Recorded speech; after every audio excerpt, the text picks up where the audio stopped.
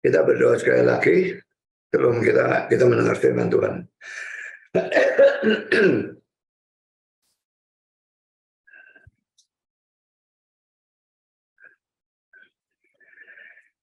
Bapa di surga, terima kasih kami kembali mendapatkan kesempatan, kebebasan untuk mendengar sebagian firman Tuhan di dalam kebaktian ini.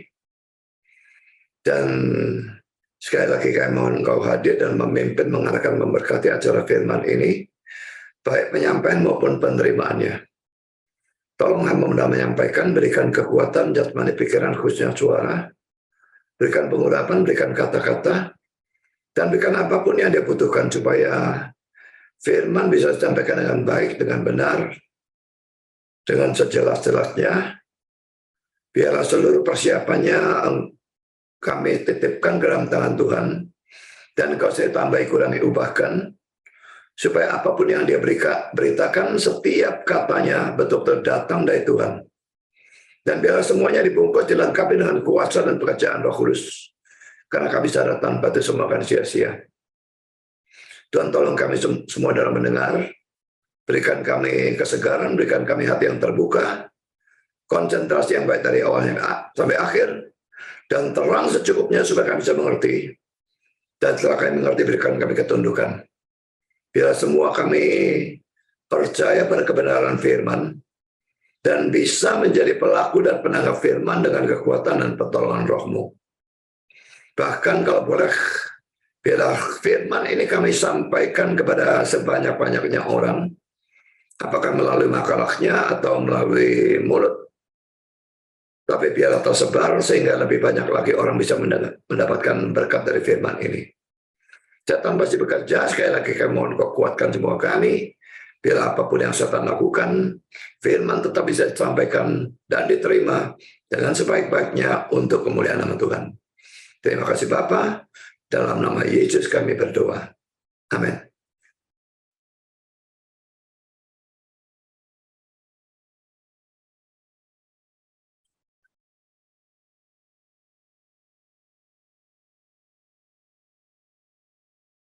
Saudara, kita melanjutkan pembahasan seri surat Yudas ya.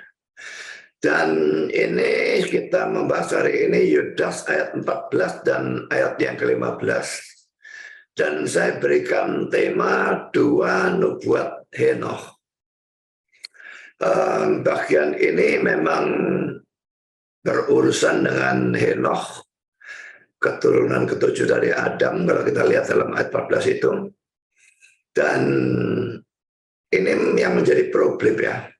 Salah satu problem yang membuat surat Yudas ini sukar untuk diterima oleh banyak orang masuk ke dalam kanon Alkitab.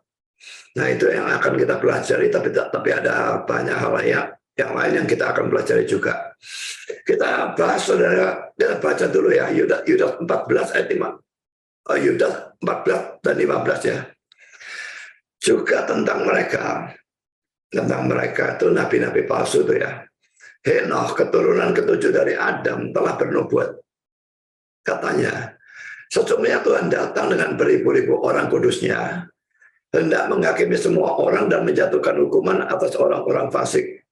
Karena semua perbuatan fasik yang mereka lakukan, dan karena semua kata-kata nista yang diucapkan orang-orang berdosa yang fasik itu terhadap Tuhan. Saudara, ada beberapa yang harus kita persoalkan ya. Pertama, ini yang menjadi pertengkaran yang luar biasa. Apakah Yudas itu mengutip dari kitab Henokh? Padahal kitab Henokh itu termasuk apokrifa, nggak termasuk dalam kanon Alkitab kita. Apa iya atau tidak? Ini ada perdebatan yang sangat kuat ya. Karena mari kita lihat poin A. Dalam kitab Henokh yang dari apokrifa itu, ada satu ayat, yaitu Henokh 1 ayat 9, yang berbunyi sebagai berikut. Pertama-tama saya berikan versi William Barclay dari Henokh 1 ayat 9 itu. Dan lihatlah, ia datang dengan 10.000 orang-orang kudusnya untuk melakukan penghakiman terhadap semua orang, dan untuk menghancurkan orang jahat, dan untuk meyakinkan semua daging atau orang tentang semua kejahatan yang mereka lakukan secara jahat, dan tentang semua kata-kata keras yang diucapkan oleh orang-orang berdosa yang jahat menentang dia atau menentang Tuhan. Saudara, Henos 1 ayat 9 versi William Barclay ini boleh dikatakan identik dengan Yudas 14 dan 15. Tapi sekarang anehnya ada versi yang lain yang diberikan oleh Pulpit Commentary. Dan lihatlah, ia datang dengan puluhan ribu orang kudus untuk memberikan penghakiman terhadap mereka, dan akan menghancurkan orang jahat, dan akan meminta pertanggungjawaban semua orang untuk setiap hal yang orang berdosa dan jahat lakukan menentang dia. Kalau tadi ada kata-kata keras dan sebagainya ini ya bagian yang saya garis bawain ya. Ini kok bisa beda ya dengan yang di sini, tidak ada kata-kata keras dan sebagainya. Saudara, Henos 1 ayat 9 versi Pulpit Commentary ini sedikit berbeda dengan Yudas 14 ayat 15, karena dalam versi Pulpit Commentary ini yang dia sebut sebagai, saya tidak tahu bacanya kata-kata ini ya, Cordus rendering, tidak ada tentang kata-kata keras dari orang-orang jahat itu. Dan terus terang yang mana yang benar saya tidak tahu. Saya tidak mencari kitab Henoknya, belum tentu bisa dapat kalau mencari. Sekarang poin B, saudara. Kutipan dalam Yudas 14-15 ini menyebabkan banyak pertanyaan dan problem. Jadi ini yang dipersoalkan, haruskah kita menganggap kitab Henok itu sebagai kitab suci? Atau haruskah kita membuang surat Yudas dari kitab suci? Seperti yang dilakukan oleh Bapak Gereja yang namanya Jerome. Saya berpendapat bahwa kita tidak boleh menganggap bahwa kitab Henok harus dimasukkan ke dalam kitab suci. Saudara, sebagai catatan, tidak adanya kata-kata ada tertulis dalam Yudas 14 ini menunjukkan bahwa dia tidak sedang mengutip kitab suci. Jadi dia mengutip dari mana bukan urusannya saat ini, tetapi dia tidak mengutip dari kitab suci. Jadi kalau kitab Henok itu dimasukkan ke dalam kitab suci, mestinya kata-kata ada tertulis, mestinya ada. Ya, jadi kitab Henok tidak harus dimasukkan ke kitab suci, bahkan tidak boleh. Dan kita juga tidak boleh mengeluarkan surat Yudas dari kitab suci. Itu pandangan saya. Mengapa? Karena adanya kemiripan atau kesamaan antara Yudas 14-15 dan Henok 1 ayat 9 mempunyai beberapa kemungkinan. Ini orang tidak seringkali kurang analisa gitu ya. Sehingga pokoknya Yudas 14-15 ini mirip dengan Henok 1 ayat 9, dianggap Yudas mengutip dari kitab Henok. Padahal sebetulnya ada beberapa kemungkinan kok bisa sampai ada kemiripan atau kesamaan antara dua teks itu. Pertama, memang harus diakui ada kemungkinan ini. Yudas mengutip dari kitab Henok. Perlu diketahui bahwa ada banyak penafsir yang termasuk golongan Injil dan Alkitabiah sekalipun yang mempunyai anggapan seperti ini. Tetapi perlu diingat bahwa ini bukan satu-satunya kemungkinan. Ini yang perlu dicamkan baik-baik ya. Orang yang menganggap bahwa Yudas mengutip dari kitab Henok pada umumnya sampai pada kesimpulan ini karena mereka menyimpulkan terlalu cepat. Seperti yang tadi saya katakan, kurang menganalisa gitu ya. Mereka tidak memperhitungkan kemungkinan-kemungkinan yang lain. Jadi sekalipun kemungkinan ini ada, poin pertama ini, saya sendiri tidak mengambil pandangan ini. Kedua, saudara, penulis kitab Henok mengutip dari Yudas. Sedangkan Yudas mengutip dari tradisi. tradisinya bisa ada Yudas kutip, lalu penulis kitab Henokh-nya yang mengutip dari Yudas. Sedangkan kemungkinan ketiga, Yudas maupun penulis kitab Henokh mengutip dari tradisi. So, tidak ada kemungkinan untuk membuktikan bahwa kemungkinan pertama lah yang benar. Sehingga adanya persamaan atau kemiripan antara Yudas 14:15 dengan Henokh 1:9 ini tidak membuktikan bahwa Yudas mengutip dari kitab Henokh. Jadi kalau ini mau dianggap sebagai alasan mengeluarkan Yudas dari Alkitab atau memasukkan kitab Henokh ke dalam Alkitab, ini omong kosong karena ini tidak bisa dibuktikan bahwa Yudas mengutip dari kitab Henokh. Sama sekali tidak bisa dibuktikan. Ada 3 kemungkinan. Dan yang pertama, tidak bisa sama sekali dipastikan sebagai yang benar. Ini kata-kata dari Albert Planchia.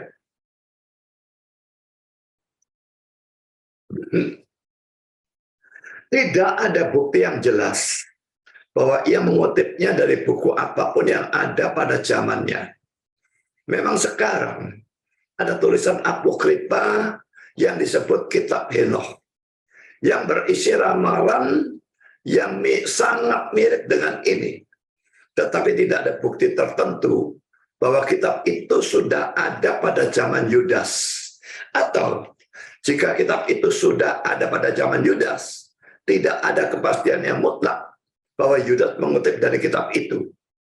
Keduanya, Yudas dan penulis kitab itu bisa telah mengutip dari suatu tradisi yang umum pada zaman mereka, karena tidak ada keraguan bahwa teks itu diturunkan oleh tradisi. Saudara, dia tidak di sini mengapa dia menyebut penulis kitab itu ya? Dia tidak mengatakan Henokh, tapi penulis kitab itu. Karena penulis kitab itu belum tentu Henokh. Sangat belum tentu. Kalau saya malah tidak percaya kalau yang nulis kitab itu adalah Henokh. Ya, biarpun namanya kitab Henokh. Sekarang saudara kita lihat poin C. Ada pandangan yang meninggikan kitab Henokh ini. Nanti kita lihat sebaliknya, ada pandangan yang merendahkan. Pulpit Commentary mengatakan demikian. Sekalipun tidak pernah diakui secara resmi sebagai kanon, itu dihargai atau dihormati.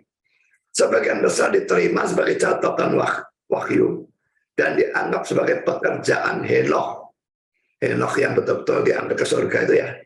Betul-betul ini dianggap sebagai tulisan dari Henokh. Lalu pulpit Commentary lagi, suatu usaha telah dilakukan oleh beberapa orang untuk membawa penyusunan kitab itu ke zaman Kristen. Sehingga kitab Henokh lah yang mengutip Yudas, dan bukan Yudas mengutip kitab Henokh. Tetapi ada banyak alasan untuk percaya bahwa buku itu berasal dari abad kedua sebelum Masehi. Abad kedua sebelum Masehi itu jauh setelah zamannya Henokh. Kalau kitab itu berasal dari abad kedua sebelum Masehi, sudah pasti yang menulis bukan Henokh ya. Tetapi beberapa bagian dari kitab itu ditulis belakangan. Nah, ini lagi-lagi.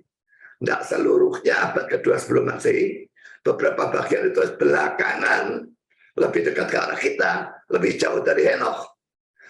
Karena adalah sesuatu yang hampir mustahil untuk menyangkal bahwa kitab itu merupakan pekerjaan dari lebih dari satu tangan.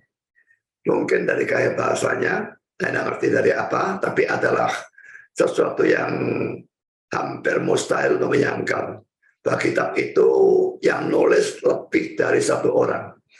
Kitab aslinya kelihatannya ditulis dalam bahasa dalam Ibrani atau Aramaik. Karena itu, kita tidak bisa terlalu tersesat dalam menerima bahwa kitab itu disusun oleh seorang Yahudi di Palestina antara 166 sebelum Masehi sampai 110 sebelum Masehi. Dan ini abad kedua memang sebelum Masehi ya.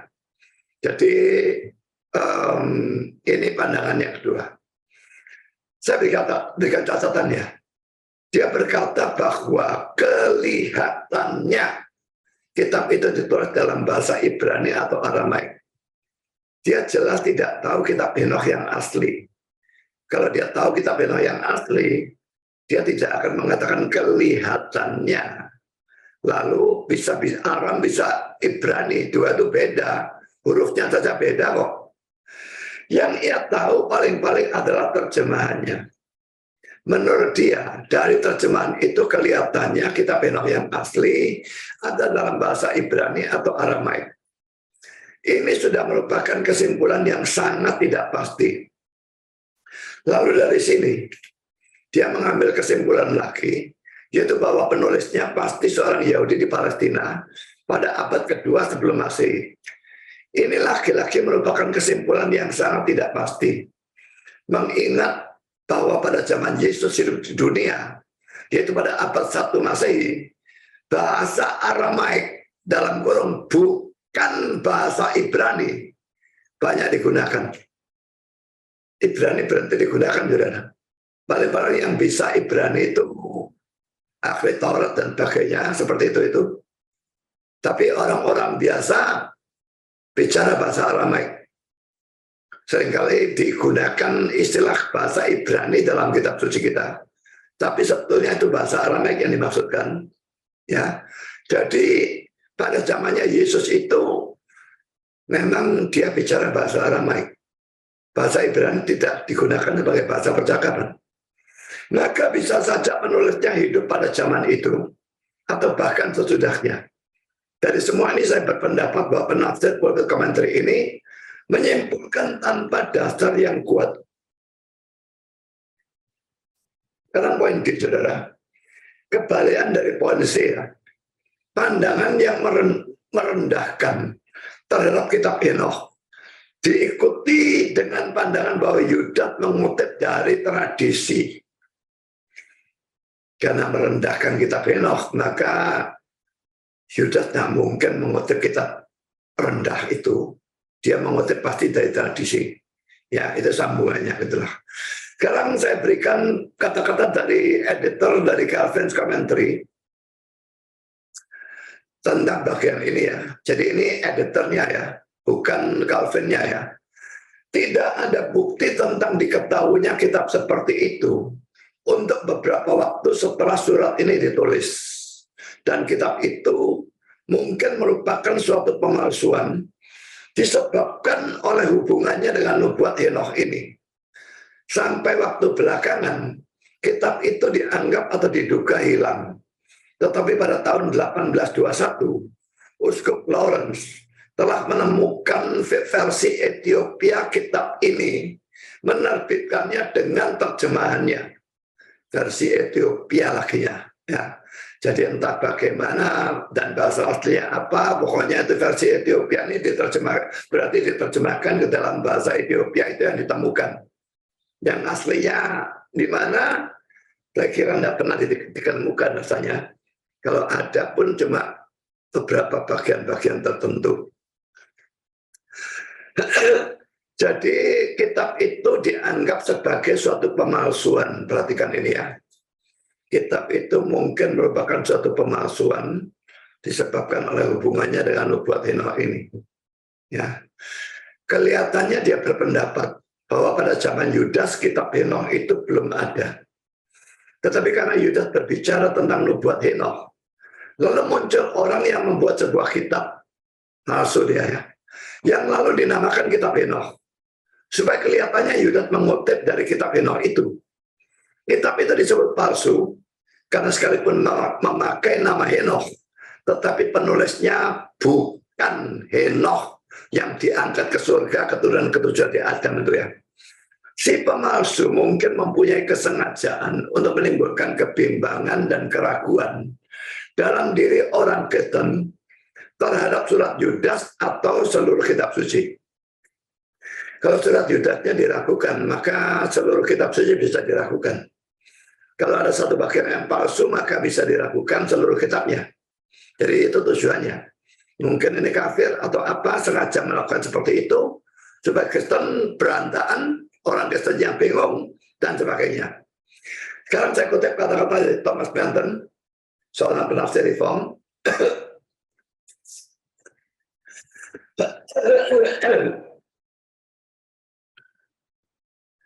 Orang-orang Yahudi mempunyai peninggalan tentang nubuat ini dalam tulisan-tulisan mereka. Dan beberapa orang berbicara tentang sebuah buku ada dalam zaman primitif, terdiri dari 4.802 baris, disebut nubuat Henoch. Tetapi itu dikecam sebagai palsu dan bersifat apokrifa. Tertulian, ini Bapak Gereja pada sekitar abad ke-2 atau ke-3, saya lupa. Tertulian berkata bahwa ada nubuat Henoch yang dijaga oleh Nuh di dalam bahtera. Bagaimana dia tahu, saya tidak mengerti gimana. Yang sekarang sudah hilang. Kalau Nuh menjaga di dalam bahtera, mesti Tuhan yang menyuruh ya. Karena Tuhan menyuruh Nuh menjaga di dalam bahtera, sehingga kitab itu ada sampai bahteranya kandas dan air bahnya hilang. Mengapa setelah itu tulisan itu bisa hilang? Kalau Tuhan ingin tulisan itu dijaga, mestinya dia terus akan menjaga supaya tulisan itu dijaga. Ya, jadi rasanya ini omongan tertulian ini tidak masuk akal. Biarlah itu demikian. Banyak buku yang baik atau bagus hilang, tetapi tidak ada kitab suci yang hilang. Tetapi kemungkinan besar itu adalah nubuat yang pindah dari tangan ke tangan, dari bapak kepada anak. Yudas berkata, Henoch bernubuat. Ia tidak berkata, ada tertulis, seperti mengutip suatu bagian kitab suci. Sekarang penafsir yang lain, S. Maxwell Coder. Kitab Henoch merupakan suatu tulisan campur aduk oleh bermacam-macam orang yang tidak dikenal pada berbagai waktu yang tidak diketahui. Kitab itu mengandung bahan yang aneh atau khayal dan bersifat dongeng. Beberapa di antaranya cukup menggelikan. Mereka yang mencintai firman Allah dan mempercayainya secara implisit tidak perlu takut bahwa serangan terhadap Yudas akan berhasil dalam menunjukkan bahwa ia mengambil sebagian dari suratnya dari kitab seperti itu. Jadi ini semua pandangan-pandangan yang merendahkan kitab Henoch. Dan saya pro dengan pandangan-pandangan yang merendahkan ini, bukan dengan pandangan-pandangan yang meninggikan. Sekarang saudara, kita masuk dalam poin yang kedua ya. Mengapa Yudas mengutip nubuat Henoch? Bukan mengutip dari kitab Henoch ya, tapi mengutip nubuat Henoch. Disebut nubuat Henoch. Saudara, dalam kitab suci ada banyak ayat tentang kedatangan Kristus untuk menghakimi. Seperti Ulangan 33 ayat 5, Daniel 7 ayat 10, Zakaria 14 ayat 5b. Lalu mengapa untuk menunjukkan hal itu, kok dia masih mengutip dari nubuat Henoch dan bukannya dari ayat-ayat Alkitab? Padahal ayat-ayat Alkitabnya banyak. Saya tidak tuliskan ayat-ayat itu, saudara bisa baca sendiri. Jelas itu bicara tentang kedatangan Kristus yang untuk menghakimi ya. Mengapa dia mengutip dari nubuat Henoch? Sekarang ada beberapa poinnya. Poin A, karena biasanya makin kuno suatu kutipan, makin dia dihormati. Karena Yudas memilih yang sekuno mungkin. Kalau Ulangan ini dari 3 ayat ini yang paling kuno yang Ulangan ya. Dan dia belakangan, Zakaria belakangan. Nah, Ulangan itu mestinya akan pada zaman Musa. 1500 sebelum Masehi ya. Nah, dia mau mengutip yang lebih kuno begitulah ya. Poin B sekarang. Karena Tuhan menghendaki nubuat Henoch itu yang tadinya ada dalam tradisi masuk ke dalam kitab suci. Jadi orang tidak tahu sekarang dibuat menjadi tahu. Untuk membuat hal itu, Yudas mengutip nubuat dari Henoch untuk dimasukkan di dalam kitab suratnya, sehingga sekarang orang menjadi tahu Dan dengan demikian dari tradisi itu menjadi Alkitab. Ini kata-kata Thomas Manton. Jika ia menerimanya melalui tradisi, di sini itu dijadikan otentik atau berotoritas dan dimasukkan ke dalam kanon. Bukan seluruh kitab Enoch ya. Hanya nubuat yang dikutip itu saja. Sekarang saudara, poin ketiga. Mari kita mempelajari nubuat Enoch yang dikutip oleh Yudas ini. Poin A. Sesungguhnya Tuhan datang, saya bahas potong per potong ya. Ayat 14b. Kata datang ini dalam bahasa Yunani adalah elten, yang merupakan kata kerja dalam bentuk aorist atau lampau. Sehingga terjemahan sebetulnya adalah kein. Sekalipun ini sebetulnya menunjuk pada masa yang akan datang, tetapi untuk menunjukkan suatu kepastian, maka digunakan bentuk lampau. Ini sering terjadi ya. Nubuatnya Yesaya saya kira juga ada yang seperti itu, menunjuk pada Kristus berarti akan datang, tapi digunakan bentuk lampau untuk menunjukkan kepastian bahwa itu pasti terjadi. Maka digunakan bentuk lampau seakan-akan sudah terjadi saking pastinya begitu. Memang faktanya belum terjadi, tapi untuk menunjukkan kepastian digunakan bentuk lampau. Itu sering terjadi dalam Alkitab. Bukan kesalahan gramatika, tapi ada maksud tertentu. Karena poin B, Tuhan datang dengan beribu-ribu orang kudusnya, ayat 14b. Ayat 14c, bandingkan 1 Tesalonika 3 ayat 13 dan Zakaria 14 ayat yang kelima. Dan lagi-lagi tidak memberikan ayatnya, sudah bisa baca sendiri. Karena khotbah hari ini panjang, kalau saya berikan ayatnya semua, tidak bakal selesai. Kata-kata orang kudusnya mungkin lebih tepat diterjemahkan Holy Ones. Kalau diterjemahkan Holy Ones di dalam bahasa Inggris, maka kita tidak bisa menerjemahkan ke dalam bahasa Indonesia. Once itu mau diterjemahkan apa, saudara? Belum tentu orang, karena kalau once itu. Dan memang alasannya orang ini mengatakan lebih tepat diterjemahkan Holy Ones, karena ini bukan hanya menunjuk pada orang, tapi juga menunjuk pada malaikat. Matius 25 ayat 31 dan 2 Tesalonika 1 ayat yang ke-7. Kalau orang kudusnya, maka malaikat pasti bukan. Tapi kalau Holy Ones itu bisa menunjuk pada orang kudus maupun kepada malaikat. Dan dia beranggapan ini pasti juga menunjuk kepada malaikat, maka yang benar adalah Holy Ones. Ya. Kan poin C, hendak menghakimi semua orang dan menjatuhkan hukuman atas orang-orang fasik, karena semua perbuatan fasik yang mereka lakukan.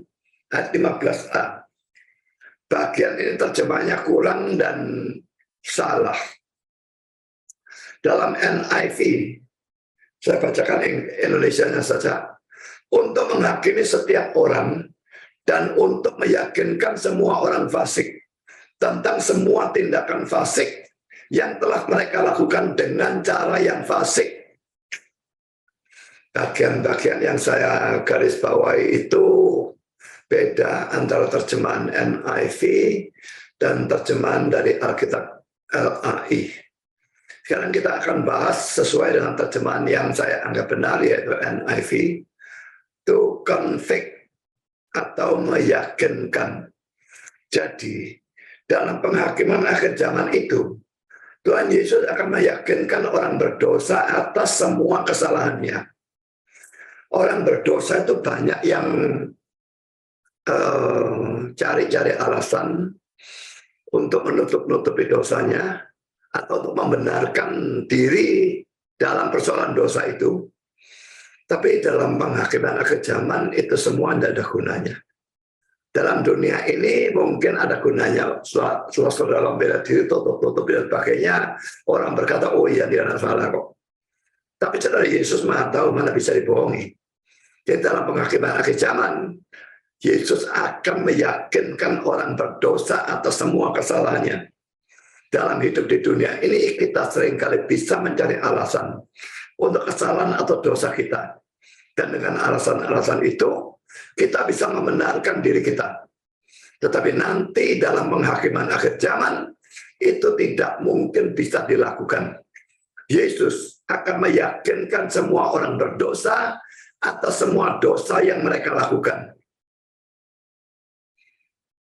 Saudara sekarang sering tutup-tutupi dosa. Seringkali benarkan dosa yang jelas-jelas saudara sebetulnya tahu kalau itu dosa. Nanti penghakiman akhir zaman, Yesus akan buktikan sampai saudara sendiri yakin, seyakin-yakinnya bahwa yang saudara lakukan memang dosa. Ingat bahwa pada waktu Yesus melayani selama 3,5 tahun di dunia ini, dia tidak pernah kalah debat. Demikian juga nanti pada penghakiman akhir zaman, orang-orang berdosa tidak akan bisa mendebat dia pada waktu dia meyakinkan mereka tentang dosa mereka. Ada yang langsung berdiam diri, bandingkan Matius 22 ayat 12, tetapi orang itu diam saja. Dalam terjemahan NIV dan NASB, speechless, ya, nggak bisa ngomong kasarnya atau bungkam gitu ya. Dan ada juga yang pada waktu ditunjukkan dosanya lalu mendebat. Seperti dalam Matius 25 ayat 41 sampai 44, ya, yang mungkin kambing dan domba itu ya. Tetapi setelah dijawab oleh Yesus, mereka tidak mungkin tidak yakin akan dosanya. Bandingkan Matius 25 ayat 45 dan 46. Kan tuh hati-hati dengan sikap yang selalu ingin membenarkan diri pada waktu saudara berbuat dosa. Jauh lebih baik kalau saudara mengakui dosa saudara, dan bukan hanya mengakui tetapi bertobat darinya. Membenarkan diri mungkin berguna hanya di dunia ini. Dalam penghakiman akhir zaman tidak akan ada gunanya.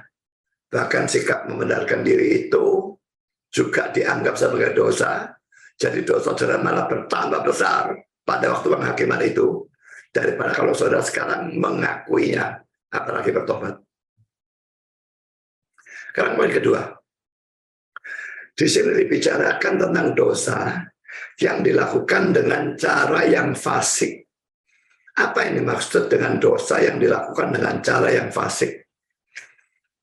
Rasanya secara implisit kalau ada dosa yang dilakukan dengan cara yang fasik, berarti ada dosa yang dilakukan dengan cara yang baik gitu ya. Dosa yang dilakukan dengan cara benar begitu ya. Apa ada seperti itu? Rasanya tidak memungkinkan. Lah, Matthew Paul menafsirkan bahwa ini menunjuk pada dosa yang dilakukan dengan pikiran jahat, dengan sengaja, dengan senang hati, dengan tekun. Kira-kira seperti fitnahnya para Liao dengan anak buahnya terhadap Calvin, para Calvinis, dan ajaran Calvinisme. Mereka memfitnah dengan pikiran jahat, dengan sengaja. Mereka bukannya tidak tahu kalau itu fitnah. Dengan senang hati dan dengan tekun terus menerus. Dan ada banyak orang seperti itu, saudara.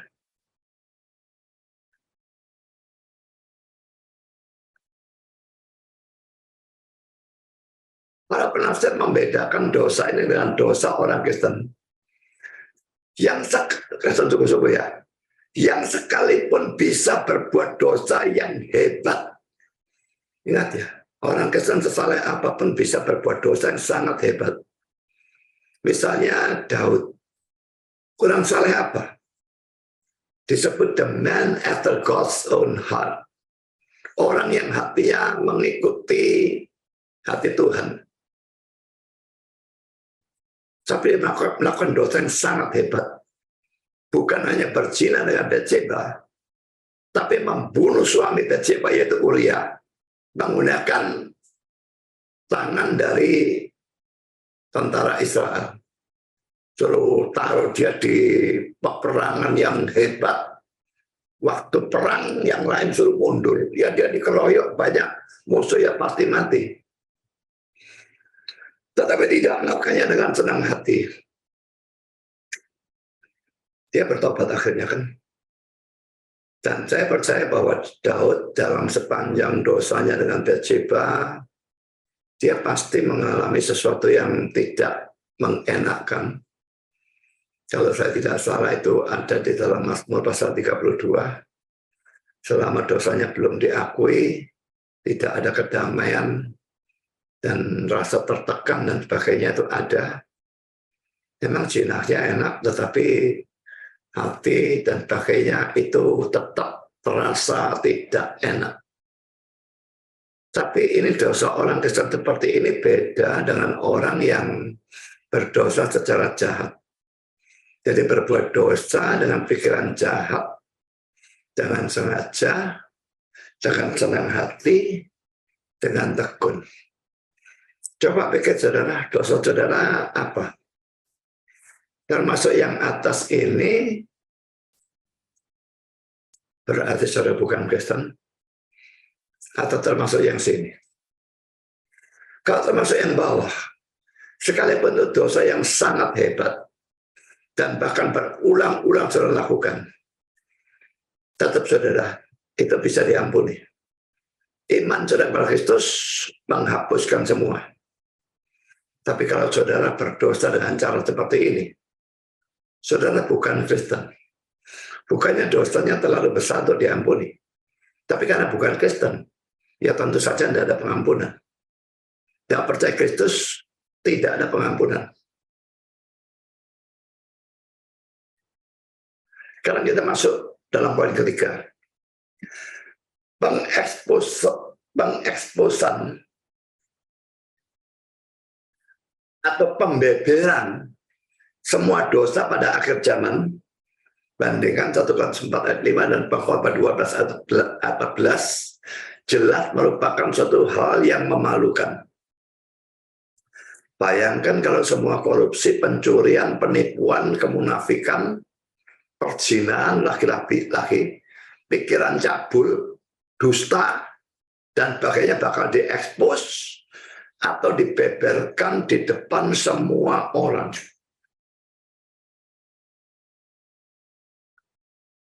Tapi ingat ya, mengekspos semua dosa ini hanya berlaku untuk orang-orang yang tidak percaya.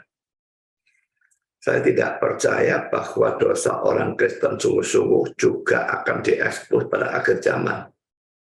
Karena Alkitab mengatakan, kalau kita berbuat dosa, kita yang Kristen ya, orang percaya pokoknya, dan sudah mengakui Tuhan sudah ampuni itu, tidak mengingat-ingat lagi. Dibuang ke tubir-tubir laut dan sebagainya. Kalau dia tidak mengingat-ingat lagi, bagaimana mungkin dia mengekspos dosa orang-orang Kristen pada akhir zaman? Yang diekspos ini hanya dosa-dosa dari orang-orang yang tidak percaya. Dan itu sesuatu yang sangat-sangat memalukan. Dosa yang kita tutup-tutupi karena kita malu akan dosa itu, dibeberkan semua, tidak karu-karuan. Poin keempat, saudara, logikanya, Tuhan meyakinkan dosa seseorang lebih dulu, baru menghakiminya atau menghukumnya. Tetapi Yudas membalik urut-urutan ini. Mungkin Yudas atau nubuat Henokh ini membalik urut-urutan ini, karena ingin menekankan penghakiman yang merupakan tujuan kedatangan Kristus. Jadi ditekankan penghakiman, maka penghakimannya disebutkan lebih dulu. Kalau logika, yakinkan dosanya dulu. Kamu sudah dosa, diyakinkan, jadi anak bisa ngomong, baru dihukum atau diyakini. Tapi Henokh dan Yudas ini, nubuat Henokh ini membalik, ya, karena ingin menekankan penghakiman. Dan itu merupakan tujuan kedatangan Kristus yang kedua kalinya. Pertama, untuk mati dan memberikan jalan keselamatan. Kedua, tidak lagi untuk itu. Menghakimi. Pertama, menunjukkan kasih. Kedua, menunjukkan kesucian dan keadilannya. Kan poin ini.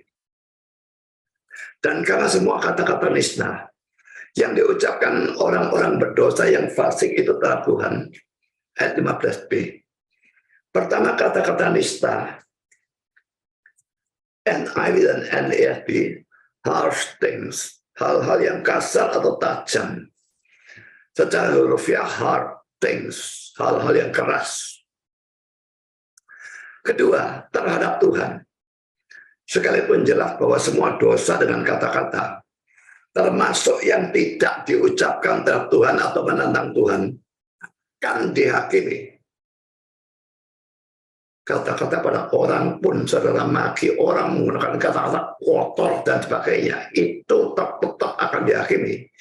Tetapi bagian ini menekankan kata-kata keras yang diucapkan terhadap atau menentang Tuhan. Ini tentu lebih hebat lagi. Biarpun kata-katanya persis sama. Tapi yang satu diucapkan kepada orang, yang satu diucapkan kepada Tuhan, efeknya tentu berbeda. Yang diucapkan kepada Tuhan, tentu dosanya jauh lebih berat. Karena saudara, hati-hati pada waktu saudara menggunakan mulut terhadap Tuhan.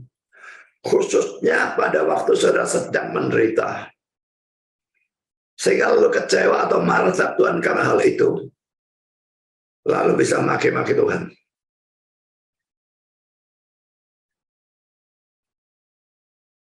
Ini sesuatu yang sangat-sangat buruk.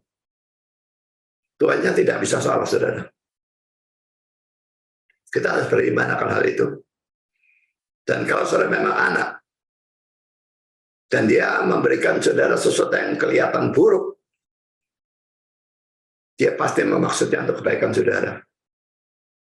Dan kan itu tidak layak sama sekali saudara marah, lalu maki-maki dia atau gunakan kata keras kepada dia. Saya pikir saudara siapa? Dan dia siapa? Saudara ciptaan, dan dia pencipta. Saudara hamba, dia Tuhan. Ada hamba berani maki-maki Tuhannya? Karena poin ketiga, Tuhan bukan hanya menghakimi seseorang atas perbuatan jahat yang mereka lakukan, tetapi juga atas kata-kata berdosa yang mereka ucapkan. Karena itu Matius 12 ayat 36 dan Yakobus 2:12 penting untuk direnungkan dan ditaati.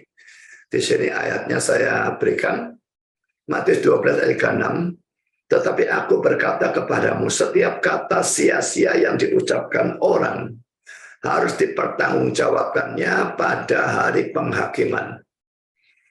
Kata sia-sia.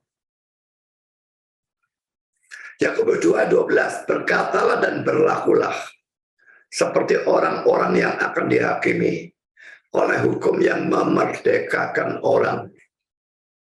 Jadi saudara, yang harus kita jaga itu bukan cuma tingkah laku kita, tindakan kita. Mukuli orang, berzina, mencuri. Tapi juga kata-kata kita. Makanya kalau doa pengakuan dosa, saya selalu katakan itu. Kata-kata, tindakan, bahkan pikiran, motivasi, itu semua akan diyakini. Jadi hati-hati gunakan mulutmu. Saya kira ada lagu-lagu sekolah minggu yang bunyinya kurang lebih seperti itu. Dan itu perlu untuk direnungkan, perlu untuk ditaati. Jangan sembarangan bicara. Dan dalam bicara ini, kata-kata kotor dan sebagainya ini memang bisa sekali menular.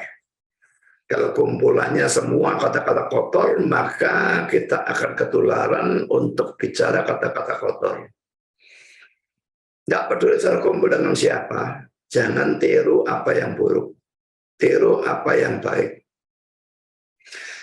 Sekarang kita masuk dalam poin E. Mengapa hanya ada penghakiman atas perbuatan dan kata-kata yang berdosa? tetapi tidak atas pikiran yang berdosa. Saudara, jelas bahwa pikiran berdosa juga akan dihakimi. Tetapi di sini tidak dinyatakan. Mungkin karena tujuan Henokh maupun Yudas adalah menunjukkan dosa dari orang-orang berdosa pada zamannya, supaya orang-orang itu bisa diidentifikasi. Sedangkan dosa melalui pikiran tidak terlihat dari luar, tidak ada gunanya untuk bisa mengidentifikasi orang. Saya sekarang khotbah, saya mikir apa? Saya mikir duit, saya mikir bagaimana nih orang, saya mikir cewek, bagaimana bisa berzina dengan dia? Saudara tidak tahu. Jadi tidak bisa mengidentifikasi orang dari pikirannya. Nah, padahal tujuannya mereka ini mengidentifikasi orang-orang itu pada zaman mereka. Sedangkan melalui pikiran tidak bisa diidentifikasi, maka pikiran tidak ditulis. Tapi jelas bahwa pikiran berdosa itu juga akan dihakimi. Pikiran berdosa itu belum dilakukan, itu sudah jelas bisa dihakimi dan pasti akan dihakimi. Misalnya Matius 5:28, barang siapa melihat seorang perempuan dan menginginkannya. Menginginkan masih dalam pikirannya. Dia belum mengatakan kepada perempuan itu, ayo berzina, atau ayo cari kamar, atau apapun yang ya berbau seperti itulah ya. Dia juga belum lebih-lebih melakukan perzinahan itu. Baru memikirkan. Tapi Matius 5:28 mengatakan itu sudah berzina. Berzina dalam hati, berzina dalam pikiran, itu sudah dosa. Jadi hati-hati dengan pikiran saudara ya. Pikiran yang dendam, benci, itu pikiran. Marah. Dia pun tidak diwujudkan dengan kata-kata memaki orang kepada siapa sudah marah, atau pukuli dia, atau fitnah dia. Tapi pokoknya marah, benci, dendam ada dalam otak saudara. Saudara marah, benci, dendam kepada siapapun. Orang itu tidak rugilah. Yang rugi itu saudara. Pertama itu dosa. Kedua itu menyebabkan tidak ada damai. Dan ketiga itu menimbulkan penyakit jasmani.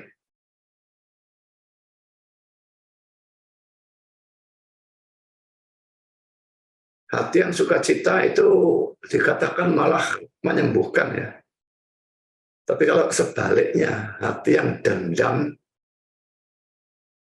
ada kepahitan terhadap seseorang, benci, marah, ini menimbulkan macam-macam penyakit. Minta ampun kepada Tuhan. Dan bukan hanya itu, minta dia menolong saudara. Supaya pikiran yang berdosa itu dibersihkan. Dan ingat, pikiran berdosa akhirnya bisa menjadi kata-kata berdosa. Akhirnya bisa menjadi tindakan berdosa. Jadi sebelum terjadi seperti itu, menjadi dosa lebih besar lagi, minta ampun dan minta Tuhan membuang itu. Bertekunlah dalam doa, minta terus itu. Sekarang poin keempat, dengan menunjukkan bahwa para orang sesat atau nabi palsu pada zamannya itu akan dihakimi oleh Tuhan. Yudas bertujuan supaya orang Kristen tidak mengikuti jejak jejak dari orang sesat atau nabi palsu itu. Bandingkan Yudas 17 dan seterusnya. Jadi memang menunjukkan para orang sesat atau nabi palsu itu bukan sesuatu yang salah, saudara. Kalau saya sebut si A itu nabi palsu, si B itu orang sesat dan sebagainya, asal itu bukan fitnah. ada fakta yang betul-betul benar.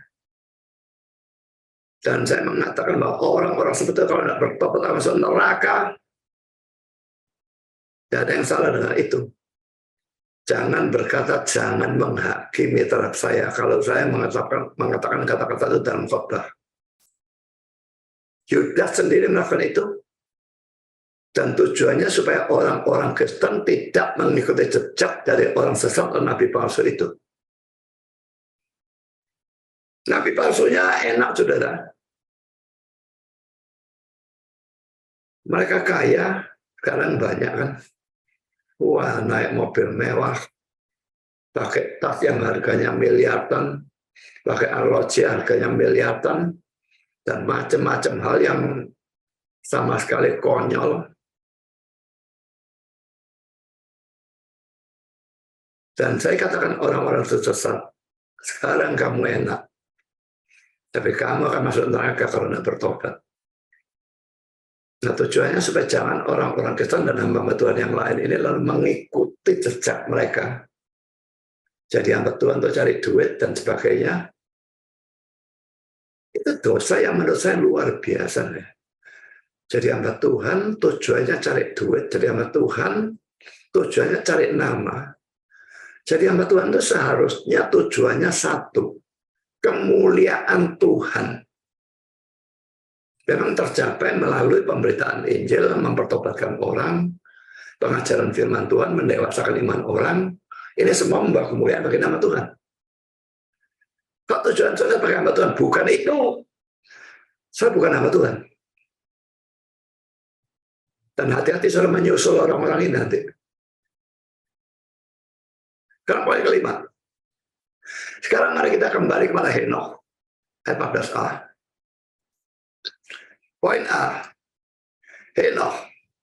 Keturunan ketujuh dari Adam dalam ayat 14. Pertama, saudara, jika Adam dihitung sebagai yang nomor satu, dan dia jelas memang nomor satu, maka Henokh memang adalah keturunan yang ketujuh dari Adam. Kita baca Kejadian 5:1-18 secara inti saja ya, dan saya baca seluruhnya. Adam lalu menurunkan Set, lalu menurunkan Enos, lalu Kenan, Mahalalel, Yared, Henokh. Kalau diasumsikan bahwa di antara orang-orang ini tidak ada orang lain, kadang-kadang anak itu bisa cucuk gitu ya, dan memperanakan bisa menurunkan, dan tapak bisa berarti engkong atau nenek moyang. Jadi ada kemungkinan kalau silsilah seperti ini sebetulnya ada tambahan. Tetapi dengan asumsi bahwa tidak ada penambahan itu, maka Henokh memang keturunan yang ketujuh. Ada orang yang mengalegorikan hal itu sebagai berikut. S. Maxwell Coder mengatakan demikian. Lens, saya lagi nggak ngerti bacanya nama ini ya, Lang atau apa, nggak ngerti lah. Berpendapat bahwa 6 generasi pertama dari umat manusia ditandai oleh dosa dan kematian, dan disusul oleh generasi ketujuh yang memamerkan suatu kehidupan yang saleh tanpa kematian, membayangkan atau melambangkan 6 zaman dunia dari dosa dan kematian, disusul oleh zaman ketujuh, kerajaan Allah di bumi. Orang ini rupanya termasuk primer, saya tidak tahu apa. Tapi dia dapatkan dari ayat yang seperti ini jelas merupakan penafsiran yang konyol. Tapi menarik juga karena apa ya, saya anggap kreatif. Tapi tetap salah. Ya. Jadi ini 6 orang. 1, 2, 3, 4, 5, 6. Dia katakan 6 generasi ditandai oleh dosa dan kematian. Semua mati. Lalu disusul oleh generasi ketujuh yang memamerkan suatu kehidupan yang saleh tanpa kematian. Henokh tidak mengalami kematian. Sama seperti Elia, dia diangkat ke surga. Ya, tapi saudara, ini pengalegorian seperti ini jelas merupakan sesuatu yang tidak sesuai dengan hermeneutiks. Ini cuma menarik dan saya berikan karena menarik, tetapi ini bukan pengajaran sebetulnya, ini jelas-jelas salah. Karena poin kedua, dengan menyebut Henokh sebagai keturunan yang ketujuh dari Adam, ini membedakan Henokh ini dengan Henokh yang lain yang berasal dari keturunan Kain. Ada dalam Kejadian 4 ayat yang ke-17. Jadi Henokh yang kita tadi bicarakan itu kan dari keturunan Set, ya, Adam lalu Set. Tapi Adam lalu Kain itu nanti juga menurunkan orang yang namanya sama, namanya Henokh. Dan ada dalam Kejadian 4 ayat 17. Nah, disebut sebagai keturunan ketujuh ini untuk membedakan Henokh yang ini dan dengan Henokh yang lain itu. Kan saudara, poin B. Henokh mempunyai nubuat yang lain lagi. Ini saya berikan tanda tanya. Ya. Beberapa penafsir mengatakan bahwa pada waktu Henokh menamakan anaknya dengan nama Metusalah, Kejadian 5, 21, 22, maka itu juga merupakan suatu nubuat. Jadi ini keturunan ke-8 dari Adam. Anaknya Henokh namanya Metusalah. Ya. Nah sekarang mari kita lihat tafsiran dari Adam Clarke tentang hal ini. Dia mengatakan Metusalah hidup sampai tahun datangnya air bah. Memang saudara, kalau saudara hitung, persis pada tahun datangnya air bah, Metusalahnya itu mati. Dia mati sebelum air bah atau mati karena air bah, kita tidak tahu. Cuma saya merasa lebih cocok sebelum. Tapi tidak bisa pastikan ya. Saya ulangnya, Metusalah hidup sampai tahun datangnya air bah. Tentang mana namanya dianggap bersifat nubuat. Dan Adam Clarke mengatakan Metu itu artinya dia mati. Dan Syalah artinya ia mengirimkan. Seakan-akan Allah telah merencanakan untuk mengajar manusia bahwa begitu Metusalah mati, air bah akan dikirimkan untuk menenggelamkan dunia yang jahat. Lalu S. Maxwell Coder mengatakan kata-kata ini. Ada sesuatu yang lain yang diturunkan kepada kita dari Henokh. Itu adalah nama yang diberikan Nabi itu pada anak laki-lakinya. Dan kelihatannya itu juga merupakan suatu nubuat. Henokh hidup 65 tahun. Dan ia memperanakkan Metusalah. Kejadian 5 ayat 21. Penafsiran yang jauh lebih baik dari nama Metusalah adalah bahwa itu berarti pada waktu ia mati itu akan dikirimkan. Betulnya tidak terlalu beda dengan kata-kata Adam Clarke tadi ya. Dari akar kata Ibrani mut, mati, dan kata kerja Syalah, mengirim. Metusalah, ia mati dan itu tuh air bah dikirim. Suatu nama yang diberikan secara nubuat oleh Henokh. Ia mati dalam tahun terjadinya air bah. Iya, itu Metusalahnya. Adalah sesuatu yang memberikan gagasan bahwa kematian masuk ke dalam nama orang yang hidup paling lama. Metusalah itu mencapai umur 969 tahun, paling lama di dunia dari tulisan Alkitab. Ya. Ketika Metusalah mati, penghakiman dari Allah betul-betul dikirimkan. Menurut urutan waktu dari Kejadian pasal 5, tradisi mengatakan bahwa dia mati 7 hari sebelum air bah.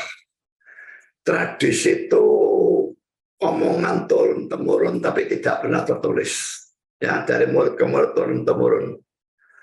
Jadi kata tradisi di sini mempunyai arti teologis beda dengan tradisi dalam arti kayak kebiasaan begitu ya. Bukan ya. Tapi tradisi itu kata-kata yang diturunkan dari mulut ke mulut, generasi ke generasi, tapi tidak pernah dituliskan.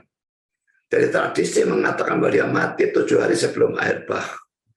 Saya berikan catatan saudara. Kata mengirim dalam bahasa Ibrani seharusnya bukan syalah, tapi syalah. Ya, jadi itu huruf K dan huruf K ini beda. Jadi nggak ngerti kenapa dia mengatakan syalah. Itu sama sekali salah betulnya. Kedua saudara, arti dari nama Metusalah itu banyak diperdebatkan. Ada yang mengartikan man of a dark, manusia panah. Ada yang mengartikan man of military arms, manusia senjata militer. Ada yang mengartikan man of the missile, manusia rudal. Man of the sending forth, manusia pengiriman. Man of growth, manusia pertumbuhan. Ini saya ambil dari beberapa menteri. Jadi kalau arti namanya saja ini tidak pasti, maka sebetulnya nubuat tadi itu juga hanya mungkin, tetapi tidak pasti juga. Sekarang poin C, beberapa hal lain yang bisa diperhatikan tentang Henokh dan Metusalah. Pertama, saudara, Metusalah mencapai usia tertinggi dalam seluruh Alkitab, yaitu 969 tahun, dan ini menunjukkan kepanjang sabaran Allah. Ini kalau dengan asumsi bahwa nubuat yang tadi itu benar, ya. Pada tahun dia itu mati, air bah akan dikirimkan. Nah, sama Tuhan diulur-ulur sampai dia nak mati-mati, umurnya jadi terpanjang di dunia. Ini menunjukkan kepanjang sabaran Tuhan. Mau kirimkan air bah ditunda. Tentu bukan ditunda dari sudut pandang rencana Allah. Rencana Allah pasti tidak mungkin berubah.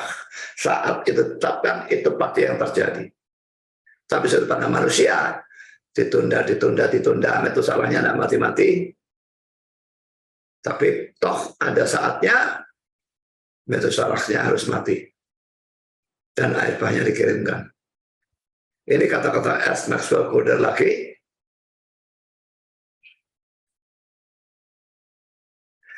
Patut diperhatikan bahwa Metusalah adalah manusia tertua dalam seluruh Alkitab. Kejadian 5 ayat 27. Hidupnya selama 969 tahun berbicara secara kuat tentang kasih karunia dan kepanjang sabaran Allah. Sudah dibicarakan bahwa pada waktu dia mati, air bah akan dikirim. Tapi Allah tidak menghendaki seorang pun binasa.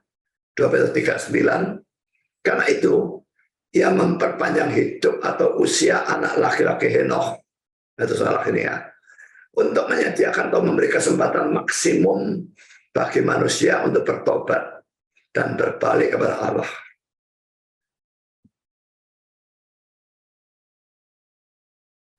Saudara, ini bukan hanya berlaku untuk umurnya Metusalah ya. Ini juga berlaku untuk umurnya saudara. Kalau saudara belum Kristen, saya tidak betul saudara umur berapa. Tuhan bisa membunuh saudara kapanpun ya. Pada umur 10, umur 20, umur 30, 40, 50, 60, 90, 100, 110. Bisa. Kalau sampai sekarang saudara belum Kristen dan saudara sudah mati-mati, itu sebetulnya kasih karunia dan kepanjang sabaran Allah. Saudara jangan sia-siakan. Karena biarpun dia panjang sabar, dia punya sifat adil dan suci, dan harus lambat atau cepat melaksanakan penghakiman terhadap saudara kalau saudara tidak bertobat. Sudut pandang kita ditunda-tunda. Sudut rencana Allah Saudara, kematiannya detik ke berapa, bukan cuma tahunnya ya.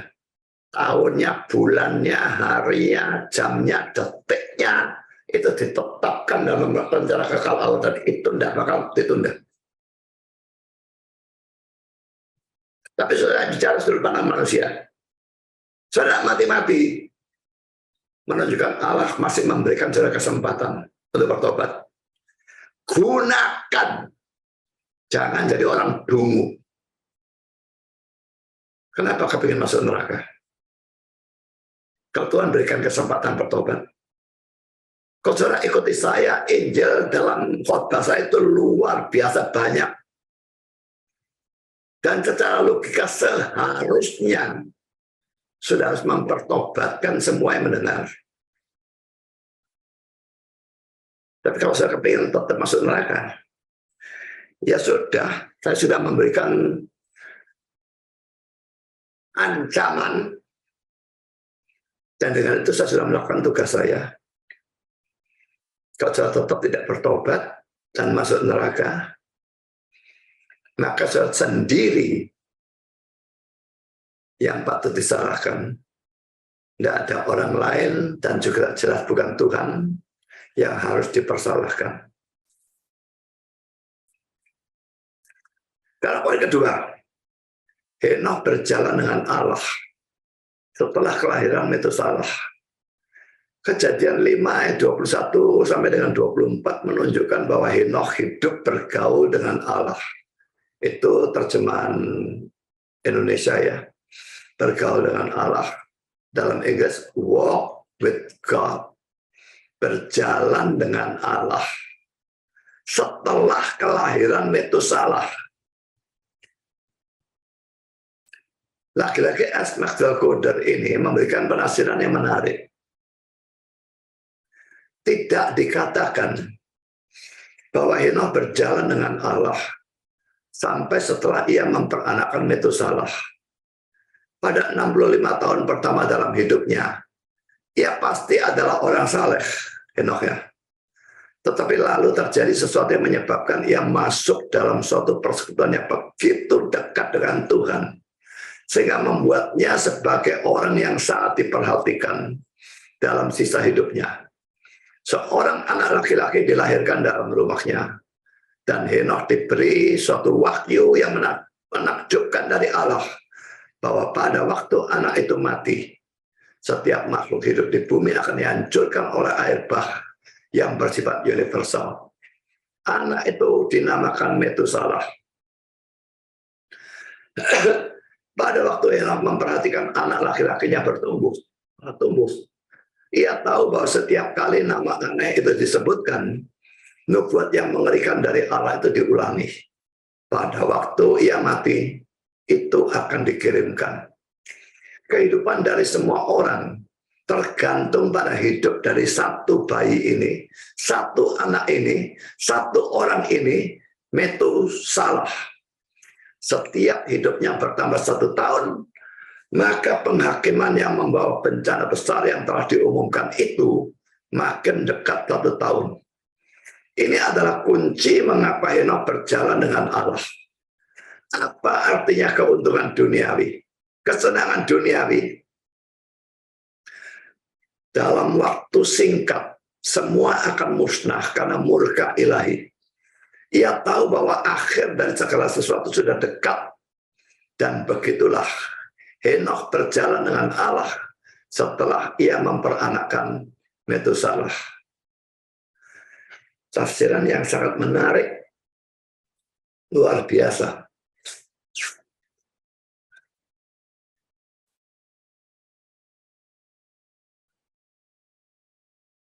Ini memang dengan asumsi Metusalah itu artinya seperti yang di atas ya. Pada waktu dia mati, itu akan dikirimkan untuk banjir atau air bah akan dikirimkan. Jadi karena Henokh tahu anak ini nubuat seperti itu namanya, makin anaknya besar, makin dekat dengan bencana global itu. Dia memikirkan apa gunanya kekayaan, apa gunanya kesenangan duniawi. Kalau itu datang, dan dia kan tidak tahu anak ini bakal mati kapan. Dia tidak tahu anak ini bakal punya umur terpanjang di dunia 969 tahun. Kalau anak ini mati umur 9, gimana? Kalau anak ini mati umur 20, bagaimana? Jadinya Henokh tahu anak ini akan mati dan banjir akan datang, tapi dia tidak tahu itu kapan. Dan itu menyebabkan dia hidup sangat luar biasa, mendekat kepada Tuhan luar biasa. Sebetulnya apa perbedaannya dengan saudara? Apa saudara Kristen atau bukan Kristen?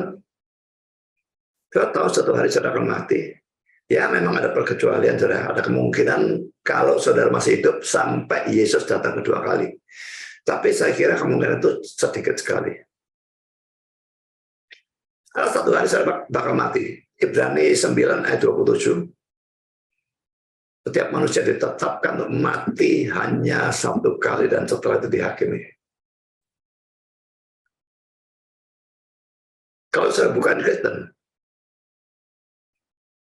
saudara tahu saudara pasti mati, cuma tidak tahu kapan. Bagaimana kalau nanti malam mati? Yakin masuk mana? Surga atau neraka?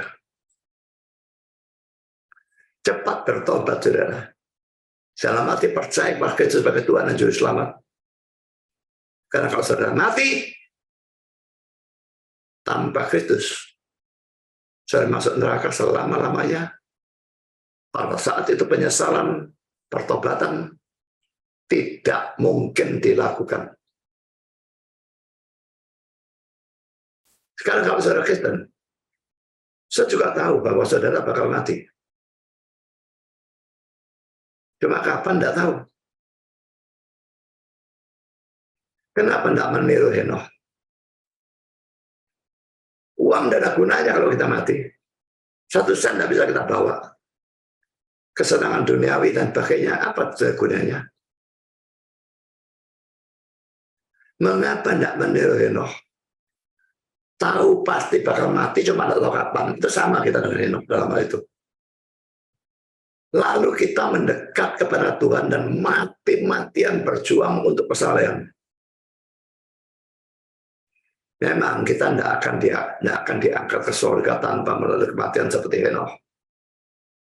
Yang itu tidak bisa ditiru, itu maunya Tuhan. Tapi kesalehan dan kedekatan Henokh dengan Allah, itu yang mesti kita usahakan untuk tiru. Karena sama seperti Henokh, kita tahu kita bakal mati, tapi kita tidak tahu kapan. Sekarang poin ketiga. Berjalan dengan Allah tidak berarti membuang kehidupan normal, tidak menikah, menjadi biarawan, dan sebagainya. Ini kalau zaman dulu menjadi biarawan, tidak menikah, dan sebagainya dianggap sebagai sesuatu kesalehan. Ngomong kosong, nonsens. Ini dasar Alkitab mana yang mengatakan seperti itu? Tuhan dalam mencipta manusia menyuruh berkembang biak. Lah kalau tidak boleh menikah, gimana berkembang biak? Sekarang memang tidak harus berkembang biak. Dunia sudah 8 miliar manusia sudah kepenuhan.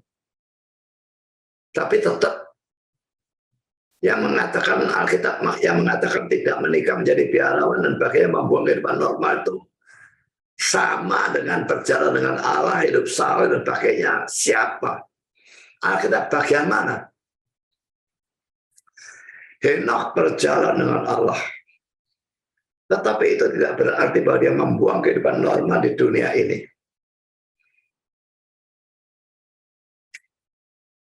Maaf, ini bukan iya. Ini ditunjukkan dengan tetap memperanakan anak laki-laki dan perempuan setelah kelahiran itu salah. Hubungan seks dalam pernikahan bukan sesuatu yang berdosa. Dan hidup yang selibat bukannya lebih baik dari hidup yang menikah. Setelah punya anak Metusalah pun, dia berjalan dengan Allah dekat luar biasa. Tapi dia tetap melakukan hubungan seks kalau tidak dia tidak punya anak laki-laki dan perempuan yang ada dalam Kejadian 5 ayat 22. Dan itu setelah kelahiran Metusalah. Jadi kalau mau hidup saleh, tidak usah yang aneh-aneh. Mengebiri diri sendiri gitu misalnya. Masuk biara. Seperti pastor-pastor. Martin Luther dan sebagainya dulu. Itu kegilaan. Hidup berdasarkan Alkitab. Dan tidak ada dalam Alkitab bagian manapun yang mengatakan selibat, masuk biarawan, jadi biarawan, itu hidup saleh. Omong kosong. Tidak boleh hubungan seks, itu hidup saleh. Tidak boleh hubungan seks kalau bukan dengan pasangannya, suami atau istrinya. Tapi kalau dengan pasangannya, 1 Korintus pasal 7 itu malah melarang untuk tentang seks terlalu lama. Boleh untuk waktu tertentu, itu pun dengan persetujuan bersama, dan dengan tujuan tertentu untuk bisa berdoa, mungkin lebih konsentrasi. Tapi setelah itu, disuruh hidup normal lagi, hubungan seks lagi suami istri. Tidak boleh pandang seks terus. Makanya kalau orang Katolik bilang Maria itu perawan abadi, saya tidak bisa percaya berdasarkan 1 Korintus pasal 7 itu. Kalau Tuhan melarang suami istri itu pandang seks terlalu lama, padahal Yusuf dan Maria dia suruh pandang seks selamanya sampai mati. Itu dua hal yang kontradiksi, saudara. Saya yakinnya Yusuf dan Maria itu hanya pandang seks sampai Yesus lahir. Kalau dia tidak pandang seks sampai Yesus lahir, maka Yesus bukan dilahirkan perawan.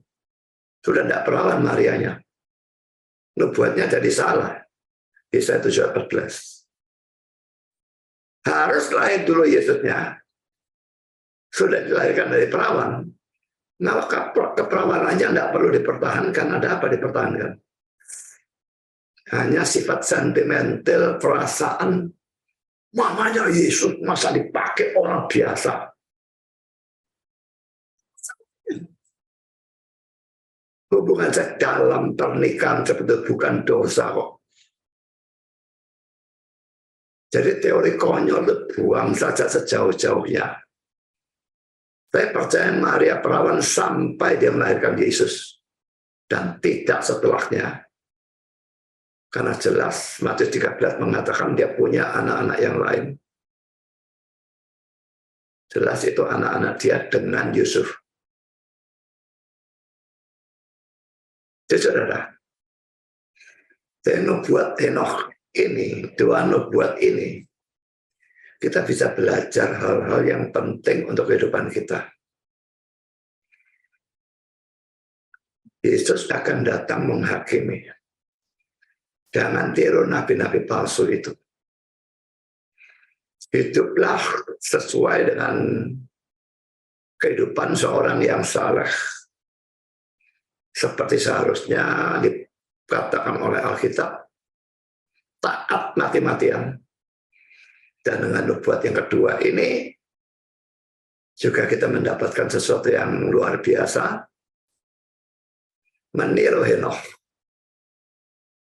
Tahu bakal mati.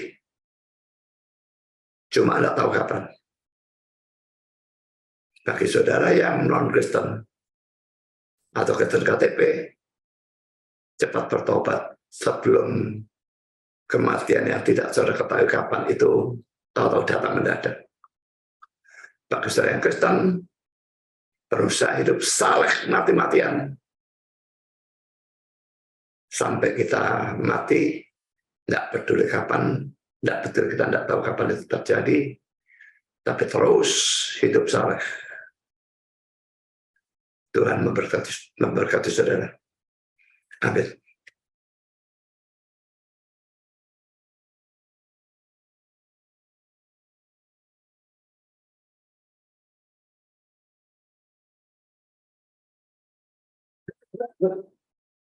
Mari kita berdoa. Bapa di surga, terima kasih bahwa kami sudah belajar tentang sebagian lagi dari surat Yudas yang merupakan firman-Mu, dan belajar tentang konfrontasi berkenaan dengan apakah surat Yudas masuk kanon atau tidak, kitab Henokh masuk kanon atau tidak, dan sebagainya. Apakah Yudas mengutip dari kitab Apokripa, dan selanjutnya juga kami belajar tentang dua nubuat dari Henokh. Yang pertama yang dituliskan dalam Yudas 14:15, dan yang kedua dari nama Metusalah. Biarlah kami belajar bukan sekedar mengerti, tapi Roh-Mu kiranya bekerja dalam diri setiap kami, supaya kami menanggapinya. Menanggapinya dengan benar. Bertobat dan percaya Kristus sebagai orang yang belum pernah percaya dengan sungguh-sungguh. Dan hidup saleh sesaleh mungkin, sedekat mungkin dengan Tuhan, bagi orang yang sudah sungguh-sungguh Kristen. Jika pada saat kami mati, tidak ada penyesalan. Yang ada kebahagiaan selama-lamanya bersama Tuhan di surga.